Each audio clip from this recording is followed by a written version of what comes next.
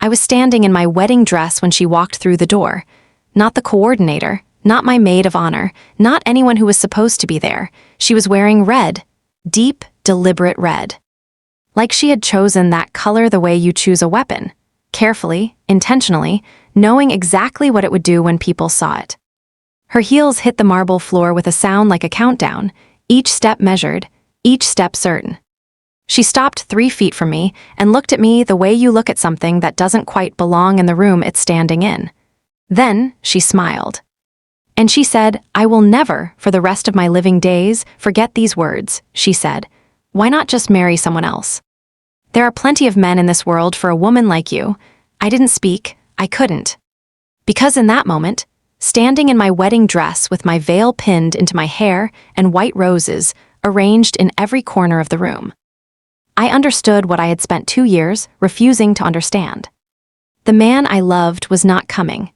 Valentina Caruso, daughter of one of the most feared men in New York, had known that before she put on that red dress, before she drove to this venue. Before she walked through that door with her gold jewelry and her clicking heels and her smile that reached her eyes in the most dangerous possible way. She hadn't come to comfort me. She had come to make sure I understood that the decision had been made, that it was final, that the Caruso family did not leave loose ends. My name is Adaeze Okonkwo. I was born in Enugu, Nigeria, raised by a woman who told me that dignity was the one thing that could never be taken, only surrendered. I came to America with a scholarship, a suitcase, and more hope than any woman should carry alone into a country that doesn't always know what to do with her. And on the day that was supposed to be the most beautiful day of my life, I learned that hope, by itself, is not enough. This is the story I carried in silence for years. I am finally ready to set it down. I met Marco Caruso on a Tuesday evening in October inside the Columbia University Library. He was standing in front of the International Journals section, looking completely lost, holding a notebook, frowning at the shelves like they had personally offended him. He needed research on urban public health in immigrant communities. His professor had assigned it at the last minute. He had 2 days. That happened to be exactly my area of study. I showed him 3 journals, wrote down 2 author names, pointed him to the right database. He looked at everything I gave him, then looked at me and said, "Are you in public health?" "Yes," I said. "Of course you are," he said, not dismissively, with warmth. Like it was obvious that someone this organized knew exactly what she was doing. He asked my name. When I told him, he repeated it carefully. "Adaeze." He got it almost right on the first try. Most people stumbled for weeks. "You said it well," I told him. "I try to say people's names correctly," he said. "It matters." That one small thing, that one simple act of human respect. I think that was where it started. We sat in that library until 11 o'clock. 2 strangers talking quietly, carefully, the way people talk when they're not sure what they're discovering, but they don't want to stop finding out. He was 30, doing his MBA, trying to build distance from the family business. His words, not mine. I was 26, 2 years into my doctoral program, from a city and a country that felt very far away on cold October nights. When we finally stood outside on the street and the cold air wrapped around us, he looked at me and said, "Can I see you again? Not for the research, just to talk." I said yes. But as I walked home that night, something small and strange moved through me, a feeling I couldn't name. Because at one point during our conversation, I had asked about his family, casually, just making talk, and something in his face had shifted. Just briefly. Just a flicker of something that looked less like love and more like weight. He had recovered immediately, smiled, changed the subject smoothly. I noticed it. I filed it somewhere and told myself it was nothing. That filing, that choice to set aside the thing I noticed, that would cost me more than I understood. What Marco and I built was slow and genuine and full of the kind of small moments you only understand the value of after they're gone. Coffee first, then dinners. Then long Saturday walks through Central Park when our breath was visible in the cold air. He asked about Nigeria the way people rarely ask. Not with the polite curiosity that wants a short answer, but with the kind of attention that makes you feel your whole world is worth describing. I told him about Enugu, The red earth and the rainy season and the market on Saturday mornings and my mother's cooking. He listened to every word. He never checked his phone. He asked follow-up questions about things I mentioned in passing and remembered them weeks later. But here is what I want you to understand about Marco, because this matters for everything that comes later. He was not simply a man who was kind to me. He was a man who was trying. There was effort in how he loved me, deliberate, conscious effort, like he was working against something I couldn't fully see.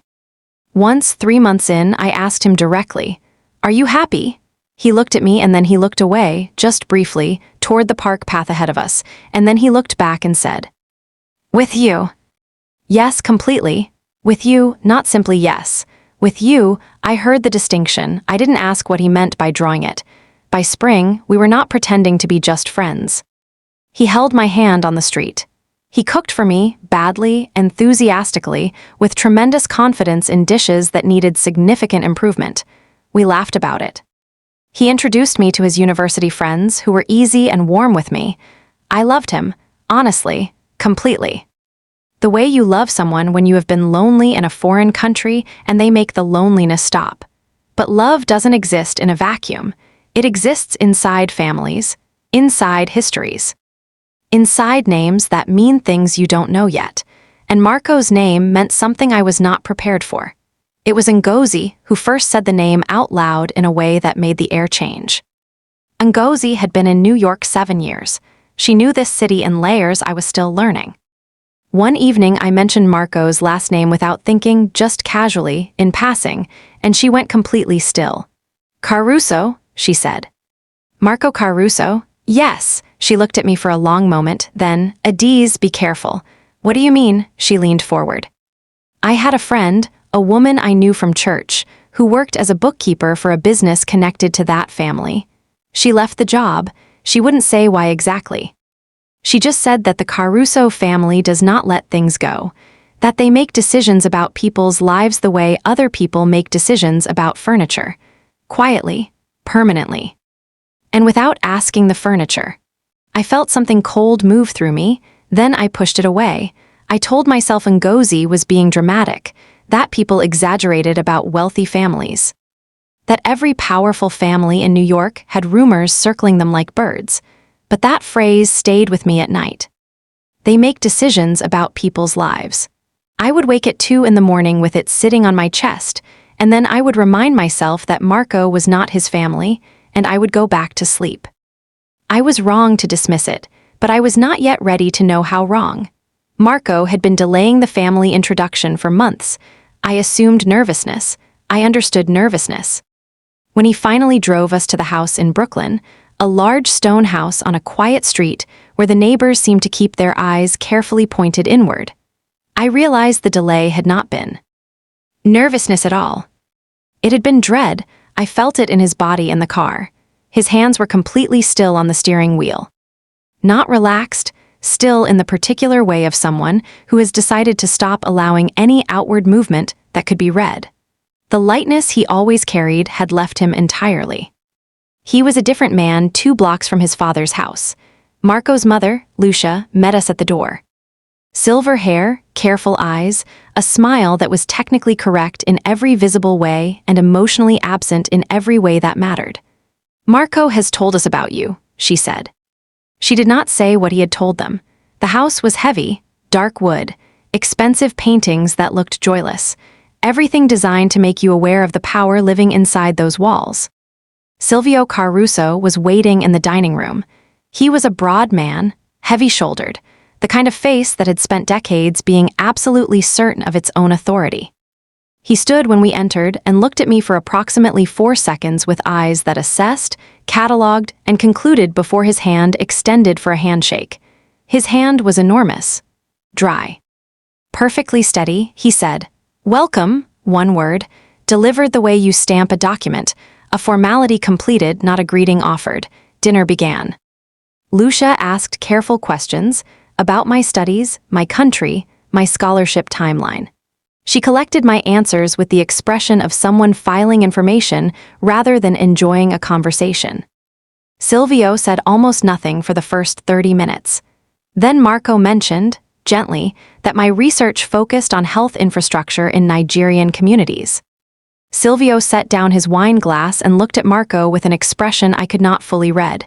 Then he looked at me. "Your funding," he said. "When does it end?" 2 years, I said. "And after, I hope to continue my work, possibly return to Nigeria. Possibly stay here if the right opportunity." "My son," Silvio said, interrupting me without raising his voice or changing his expression, "has responsibilities here. Significant ones. Ones that require his presence, his full presence." The table went quiet. Marco looked at his plate. Silvio picked up his wine glass again and looked at neither of us. "I simply want to be clear," he said pleasantly, "about what this family requires." Nobody responded. That sentence sat in the center of the table like something placed there deliberately. What this family requires, not what Marco wanted, not what love might produce. What the family required. I looked at Marco. He would not meet my eyes. "In the car going home," I said, "your father made a statement tonight." Marco kept his eyes on the road. "He makes statements. It's how he communicates." "Marco, Adaeze, look at me." He looked at me at a red light. And for one clear second, I saw it, not nervousness, not discomfort, but something that looked unmistakably like a man who was already losing a battle he hadn't told me he was fighting. The light changed. He looked away. I sat with that expression in my memory for a long time after. Valentina came to New York 2 months after that dinner. Marco suggested lunch, the 3 of us. He seemed hopeful about it. I tried to be hopeful too. She walked into that restaurant, and I understood within 30 seconds that warmth was not something Valentina Caruso was interested in performing for my benefit. She was beautiful. I will be honest about that. She had her mother's cheekbones and her father's eyes, steady, assessing, always slightly ahead of whatever you thought the conversation was about. She sat across from me and smiled, and her smile was the most dangerous version of a smile. It reached her eyes, but not with warmth, with amusement. Like she was watching something that entertained her at a level she hadn't fully decided whether to enjoy. She asked about my scholarship, how it was funded, when it ended. She asked about my family's situation in Nigeria. She asked whether I intended to pursue citizenship and how I was finding the process. Each question delivered pleasantly. Each one landing somewhere specific. Then she asked, "Do you ever worry, genuinely worry, that the life you're building here could disappear? That circumstances could change and everything you've worked for could simply not be available to you anymore?" I looked at her directly. "No," I said. "I don't worry about that." "How wonderful," she said, and smiled again. She was not asking about immigration. She was not asking about my career. She was telling me something. In the careful, deniable language of a woman who had been raised to communicate power, without ever exposing herself to its consequences. She was telling me that things I believed were secure were not secure, that the ground I was standing on was not as solid as I thought. I heard it. Walking home alone afterward, Marco had been detained by a phone call from his father, as happened more and more frequently. I stopped on the sidewalk and stood still for a moment. Something inside me said, "Leave. Leave now before this costs you more than you can afford." I stood there with that thought. Then I thought of Marco's face when he said "with you" completely, and I kept walking. That instinct I ignored, that clear, insistent voice, is the thing I have thought about more than almost anything else in the years since. 1 year and 7 months after the library, Marco took me back to Central Park. October again, the trees gold and orange. A small table near the fountain, candles, wine, 1 red rose, his grandmother's tradition, he said. 1 rose is more sincere than 100. He got down on 1 knee. He looked up at me and said, "Adaeze, I have never known anyone like you. I have never loved anyone the way I love you. Will you be my wife?" The ring was simple. A single diamond in a gold band. I looked at his face before I answered. I was looking for certainty. What I saw was love, genuine, unmistakable love, but underneath it, something else. Something that looked like a man who had made a very costly decision and was not entirely sure he was strong enough to protect it. I chose to read it as love. "Yes," I said. He cried. That surprised me. We stood in Central Park holding each other while the cold moved around us, and for that one perfect moment I let myself believe it. That love had won. That we had gotten through the hard part. I called my mother that night. She was quiet when I told her. "Then, are you sure, Adaeze?" "Yes, Mama. What does his family say?" "We haven't told them yet," she said. Just that. My mother's asterisk could carry an entire conversation inside 2 letters. That one contained a question, a worry, and a prayer simultaneously. Marco told his family the next day. Alone. He said he needed to do it that way first. He came to my apartment that evening and sat on my couch, holding his tea with both hands and staring at the floor with the look of someone who had been somewhere very difficult. "What did they say?" I asked. "They need time to adjust." "Adjust to what?" He looked up at me, and I saw it again, that pressed down, ashamed thing behind his eyes.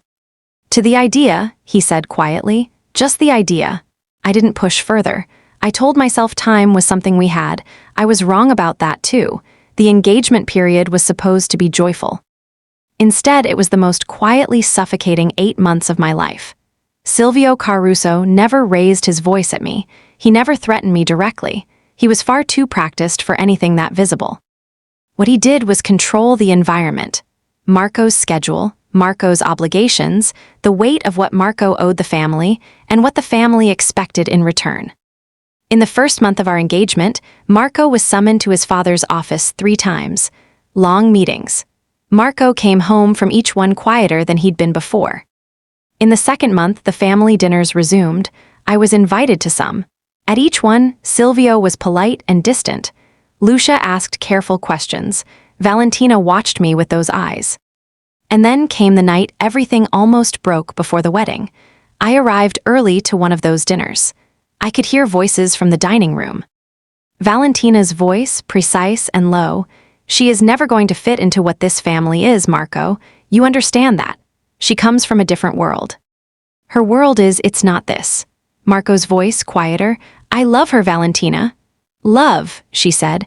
The word in her mouth sounded like something being set aside carefully. "Papa has been patient, but patience has a shape. You know what the end of it looks like." I walked in. They both looked at me. Valentina shifted immediately into a bright smile. "Adaeze.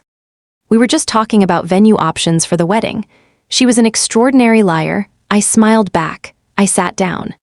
I ate dinner with the family of the man I was engaged to, while his sister watched me with those amused eyes, and his father made deliberate, quiet conversation that never once acknowledged me as a person who would one day belong at this table.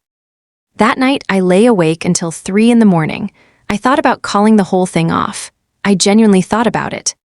I sat up in my bed in the dark and I said to myself, "You know what this is. You have known for a long time. Walk away now." But then I thought about Marco's face in the park, his tears. One red rose, and I thought, he will choose me. When it is real, when we are standing in front of everyone and the day has arrived, he will choose me. I held that belief like something precious. I planned the wedding with everything I had. A cream gown from a small midtown boutique. Cream suited my skin better than white, and I knew it. White roses, tall windows, wooden floors, candlelight. A venue that felt like the kind of place where promises meant something permanent. I invited my mother to fly from Enugu. She saved for months. I wrote my vows by hand 3 times until every word was exactly true. 143 guests. My side, 30, his side, over 100. His world was enormous and mine was small. But I believed love was large enough to cover the distance. In the final 2 weeks, Marco went somewhere I couldn't reach. Not physically. He showed up when we planned things. He kissed me when we met. He held my hand. But the man behind his eyes, the man from the library, the park, the late evenings, had receded somewhere deep and unreachable. And what remained was someone going through necessary motions, with the careful precision of a person who has already made a decision they haven't told you about yet. I asked him once directly, "Marco, are you certain?" He looked at me. He said, "I love you, Adaeze." He said, "I love you." He did not say, "Yes, I am certain." I noticed. I said nothing. Because I was more afraid of the answer than the question. That silence, that choice to not force the truth into the open, is the thing I will carry longest. My mother arrived 2 days before the wedding. She stood in my apartment doorway with her suitcase and her good dress packed inside it. And she held my face in both her hands and looked at me the way mothers look when they are reading something. Beneath the surface of your expression. She said, "You look tired, Adaeze." "I'm excited," I said. "You look tired," she said again, not arguing. Stating what she saw, the way she had always stated truth, quietly, without apology, giving me room to decide what to do with it. That night she slept in my bed with me. She held my hand in the dark and said, "Whatever comes, you are my daughter. You were born with dignity. You will not leave this earth without it." "Nothing is going to come, Mama," I said. She held my hand tighter. On the morning of the wedding, she was already in the kitchen praying quietly over her tea when I woke at 6. Chisholm and Ngozi arrived at 7 with food and laughter, and the particular tenderness of women who understand what it costs another woman to be brave. Chisholm pinned the last piece of my veil and stepped back and looked at me, and her eyes filled. "You are so beautiful," she said. "You deserve every good thing that is coming." I looked at myself in the mirror, the cream dress against my skin, the veil, the white roses Ngozi had arranged on the dressing table.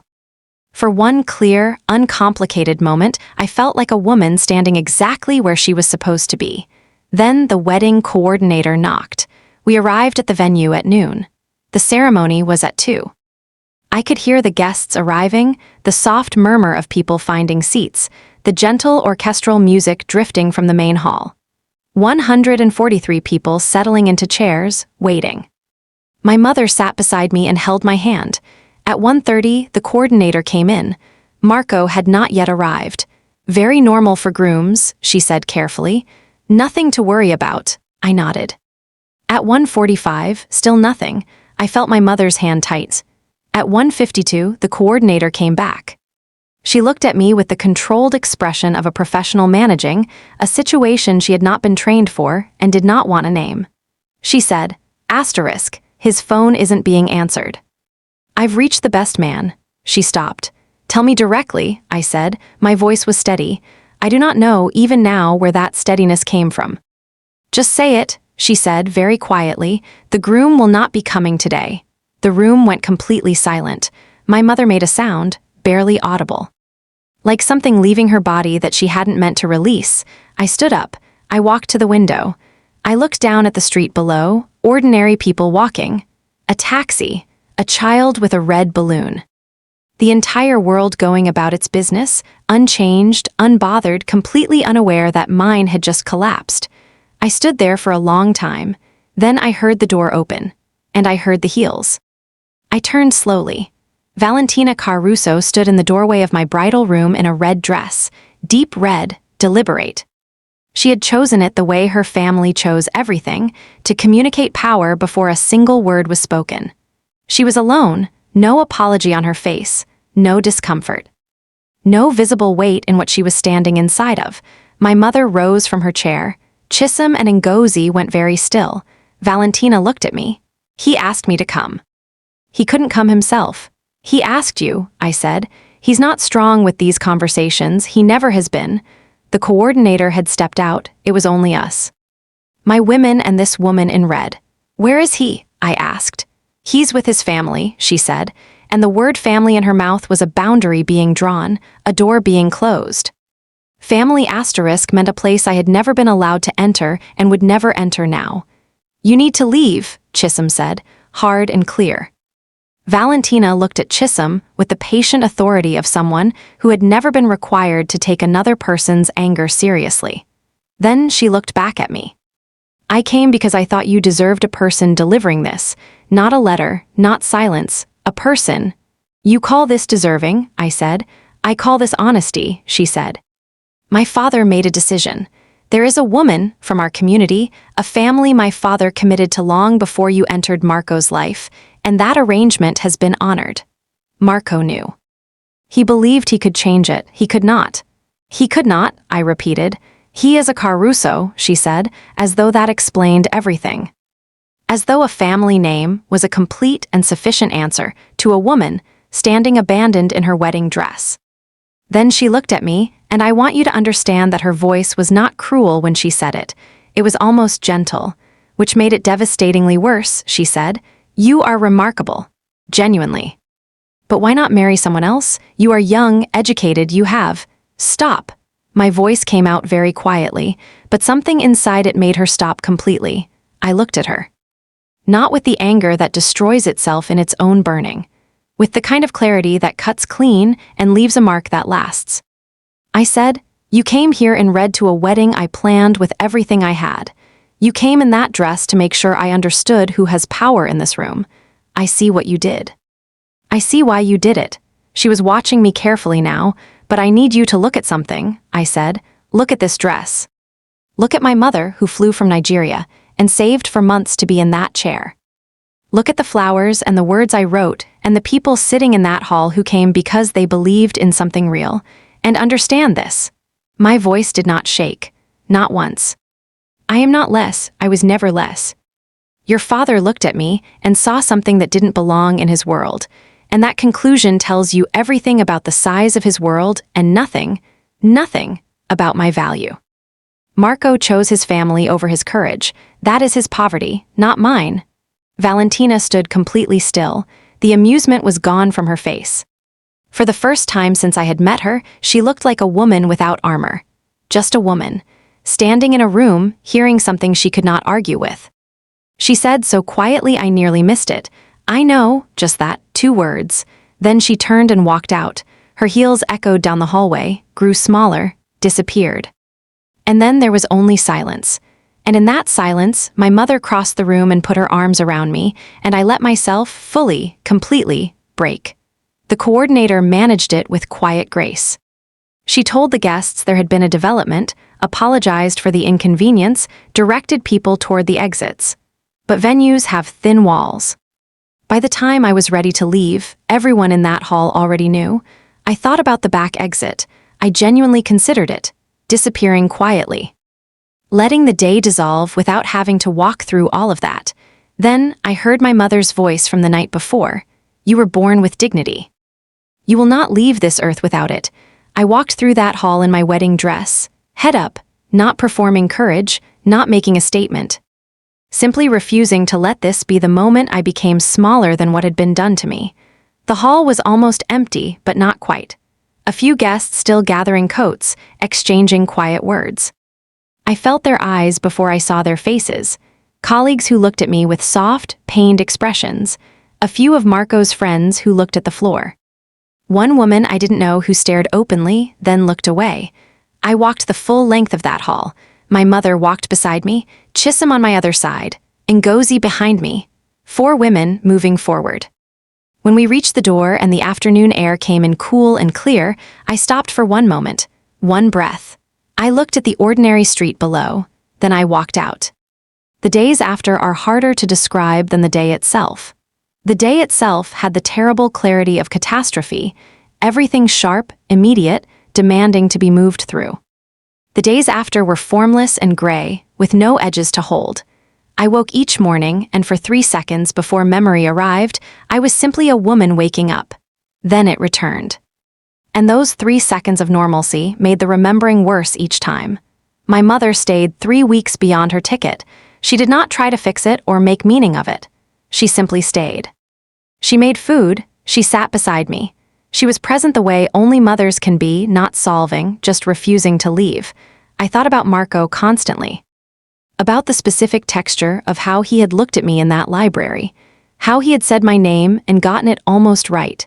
How he had cried in Central Park when I said yes. I did not doubt that he had loved me. That was the hardest part. The doubt would have been easier. The doubt would have let me build a cleaner story. Instead, I had to hold the more painful truth that a person can genuinely love you and still choose their limitations over you. That love without courage is not enough. That knowledge is a very particular kind of wound. Then, 6 weeks after the wedding that didn't happen, a letter arrived. Handwritten on heavy paper with a Brooklyn postmark, from Marco. I held it a long time before opening it. It was 4 pages. He wrote a specific, careful apology, not the managed kind that protects the apologizer. He named the moments he had known he was failing me and chosen to look away. He wrote about the night his father told him the arrangement with the other family was already finalized. Commitments made before Marco had ever walked into that library. He wrote about the weeks after, trying to find a way out and discovering that in his family, there were no ways out that didn't cost more than he was prepared to pay. He wrote, "I was a coward." That is the only honest word for it. I could not have changed my father's decision, but I could have told you the truth earlier. I could have given you the choice. Instead, I let you plan a wedding and invite your mother and write your vows because I could not bear to say the words. That was the cruelest thing, not my father's decision. My silence, he wrote that Valentina had repeated my words to him, everyone. He wrote, "You were right about everything, you were never less, I was less. I was too small for the love you had, and I am sorry you had to find that out the way you did." I read it twice. Then I folded it and put it in a box on my closet shelf.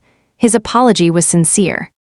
But it was also incomplete in the way that apologies from cowards are always incomplete.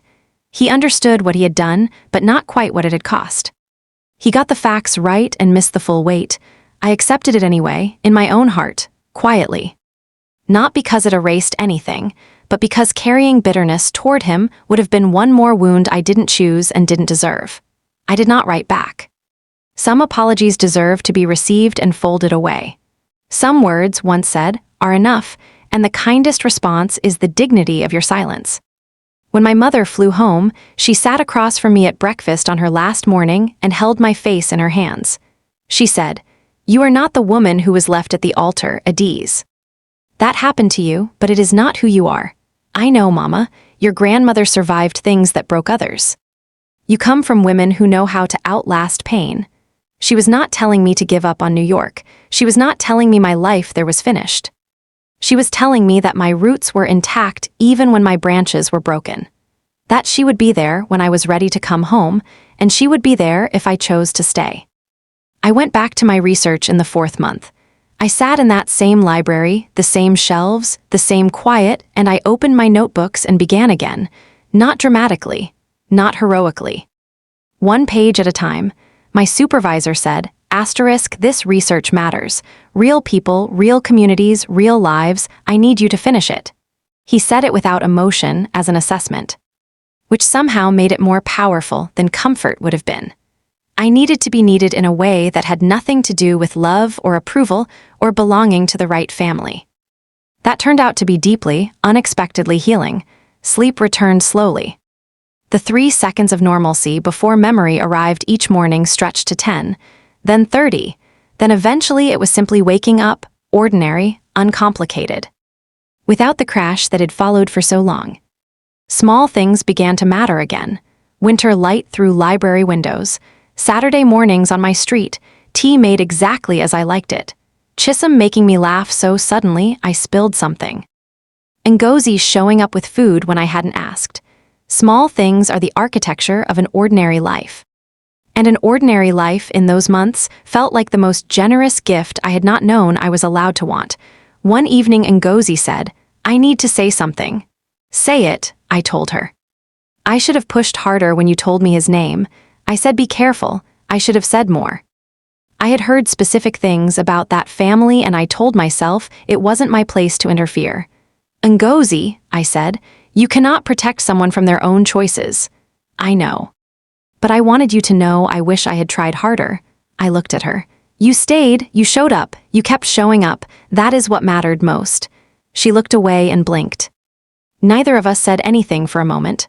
That kind of love, the kind that simply refuses to leave, is its own extraordinary thing. Marco had not understood it. His family had no framework for it. But I had it, sitting across from me in a small Harlem apartment, in a woman who had known me long enough to know exactly where I was broken and chose to stay anyway. Silvio Caruso's power was real. I will not minimize it by pretending otherwise. He had money built over generations. Connections that operated like underground rivers, invisible, constant, and capable of redirecting anything standing in their path. He had a social structure, specifically designed to be impenetrable by someone like me. He had a son who, when the moment of final choice arrived, understood that going against his father meant losing everything he had ever called home. That power was real, but it had a precise boundary. And that boundary was me. He could control Marco, he could arrange a marriage. He could make a woman in a white dress understand that she had no place at his table. He could not touch my research. He could not diminish what I had built through years of discipline and sacrifice. He could not enter the room where my mother held my face in her hands and told me who I was. He could not reach the thing she had planted in me, year after year. In a house in Enugu, with a zinc roof that sang in the rain, the knowledge that my dignity was not conditional on anyone's acceptance. He had enormous power over Marco. He had none over me. I learned, through Ngozi, that the Caruso family experienced difficulties in the years that followed. I will not pretend that information gave me nothing. It gave me something. A quiet, brief satisfaction, the kind that passes through you quickly because you are not actually living for someone else's downfall. You are living for your own life. Valentina, I heard, had moved to Milan. She had built something independent of her father's machinery. I thought about that often. I thought about a woman who had spent her entire life inside a system she had not chosen and had learned to navigate it so expertly that she had lost track of what it was costing her. She had power. She also had a cage built from gold, and the gold made it harder, not easier, to recognize what she was inside. I did not pity her. But I understood her more than she would have been comfortable knowing. Marco married the woman his father chose. I do not know if he found happiness. I genuinely hope he found some form of it. Not because I owe him that hope, but because I am not a woman who needs someone else's suffering to feel that justice was served. What happened to me was wrong. What Silvio built was limited. What Marco surrendered was his own. Each of those things is true on its own. None of them require a punishment to complete them. 5 years after the day, I stood in a cream wedding dress, while a woman in red told me to find another man. I defended my doctoral dissertation. Community health infrastructure in sub-Saharan African urban centers. Specific application to low-income communities in Lagos and Enugu. My committee was excellent. The room was bright. My supervisor sat at the end of the table with the expression of a man who had never seriously considered any other outcome. I answered every question. I defended every argument. I stood in that room and I was completely, entirely, solidly myself. When they called me back in and told me I had passed, I sat for a moment in the hallway outside that room, alone. And I let myself feel the full weight of what it meant, not just the academic achievement, the whole journey, every part of it, the library on a Tuesday night, the Central Park proposal. The stone house in Brooklyn with its heavy furniture and its one-word welcome. The dinner table where Silvio Caruso drew his line. Valentina's first lunch with her precise, cutting questions. The final weeks of an engagement that was silently coming apart while I planned seating arrangements and wrote vows by hand. The bridal room, the coordinator's face, the heels on the marble. The red dress, the silence after the heels disappeared, my mother's arms, the box on the closet shelf. The first morning I sat back down at my research and opened a notebook, and now this hallway. This moment, Dr. Adaeze Okonkwo, all of it had brought me here, even the pain, especially the pain. I had gone home to Enugu 2 years before, not to stay, but for field work, to reconnect with the red earth and the rainy season and the particular sound of my mother's kitchen in the morning. My father had looked at me with the quiet pride that reserved men carry deeply and never quite say aloud. My mother had simply held me for a long time without speaking. I came back to New York and finished what I came there to do. Nobody, not Silvio Caruso with his dry handshake and his one-word welcome, not Valentina with her red dress and her clicking heels, not Marco with his love that was real and his courage that ran out. None of them had been able to touch the thing I came there for. I am home. I returned to Nigeria 3 years ago. I lead a community health program in Enugu that serves over 12,000 women and children across the state. I wake up in a house with a view of the green hills. I have work that changes real lives. I have colleagues I respect. I have my mother nearby and my father's quiet pride and the sound of rain on a roof I have loved my entire life. I have a life.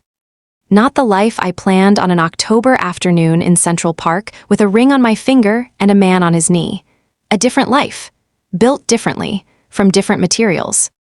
With the specific kind of strength that only comes from having something taken and then discovering, slowly, that you are capable of building something entirely your own. I am not married. I am not unhappy about that. I am waiting not desperately. Not with the breathless anxiety of someone incomplete, but with the patient openness of a woman who knows exactly what she is worth and has decided not to settle for less than the full measure of it. If someone comes who loves me with both hands open, without conditions, without his father's permission, without the possibility of retreat when the cost gets real, I will be ready. If he does not come, I am not sitting in darkness. I am in the light of a life I made. The woman who stood in that bridal room on a Manhattan afternoon, in a cream dress, with white roses in every corner and 143 invited guests in the hall beyond, she deserved better than what she received. I want to say that clearly, without softening it, without adding a qualification that lets the people who wronged her off the hook. She deserved a man who chose her fully. A family that looked at her and saw a human being worthy of complete regard. A wedding day that matched the love she had arrived with. She did not get those things. And somehow, through the wreckage of not getting them, she built a life that is deeper and more honestly hers than anything she might have built in the world they denied her entry to. The door they closed kept her out of something small. It opened her toward something larger than they were capable of imagining. There is something I have learned about dignity, the real kind, not the performed kind. It is not visible when everything is going well. Anyone can carry themselves with grace when life is cooperating. Dignity reveals itself in the moment when everything is falling apart and you are standing in a wedding dress, and a woman in red is telling you that you were never meant to be here. In that moment, you discover what you are made of. I discovered I was made of something they could not manufacture and could not destroy. My mother was right. Dignity is not jewelry.